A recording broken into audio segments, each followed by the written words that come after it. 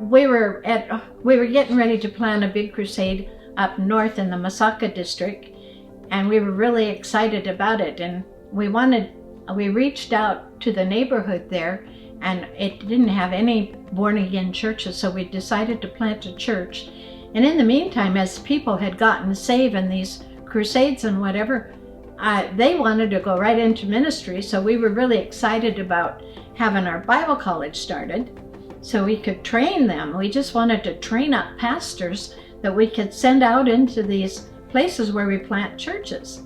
This lady pastor came with a little girl, and this little girl was like a servant to the pastor. She would kneel down and take orders from the pastor and go do it and come back. And Ron thought, that little girl should be in school. I wonder why she's not in school like the other children.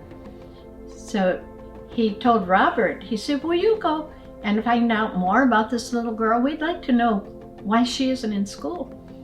And so we found out that she had been orphaned and the pastor was boarding her.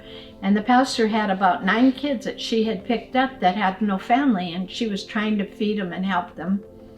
And so Ron said, I really want to talk to that little girl. It just seemed like that was really important to him. So we called her over into where we were camping. We had our tent set up, and Ron was dozing off on a very hot day in the tent. And so Robert came and called and yelled at him, Papa, the little girl's here now. She wants to talk to you. And so he came out of the tent, and here's this little girl sitting on a bench, and he thought, wow, I bet she's never had a Pepsi Cola all her own. So he said, Robert, go get her a warm Pepsi Cola. So Robert went to get it and came back, and Ron turned around and he said, God, what do you want me to do? Why is this so important to me? I really feel I need to help this little girl. And so he turned around again to the little girl, and here she was taking her one little Pepsi that she'd had all of her own, and there were 5 little girls there on the bench now.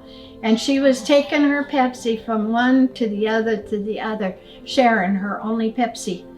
And God spoke to his heart and said, if she can do with one little Pepsi and she can share what she has, you can share what you have. And so Papa, all that lit a fire under him. So he said, I want this girl in school. I want her school fees paid. I want her to have uniforms, and I want this and that. And he started giving out orders like Papa did. And so that night, as we got in the car to go home, he started, oh God, what have I done? We don't even have $5 in my pocket, and I'm taking on the responsibilities to support and take care of this child. What am I doing? Is this what you want me to do?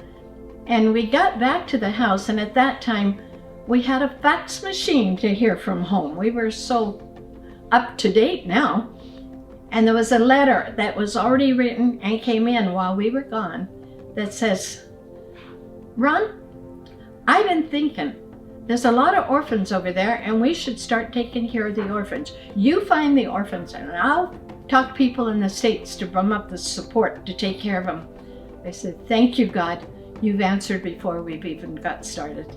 Robert already said, well, call it Feed His Lambs. And so we started with that, and thousands and thousands of children have gone through our Feed His Lambs program.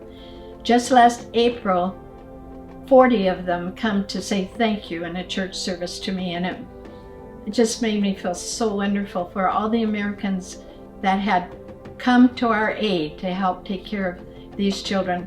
And they were there now as doctors and lawyers and bankers, and these little orphans that used to roll the fields and couldn't even get an education now had high education, good jobs, and raising families. So it was such a reward to see the end of the story. I'm so thankful God allowed that for me.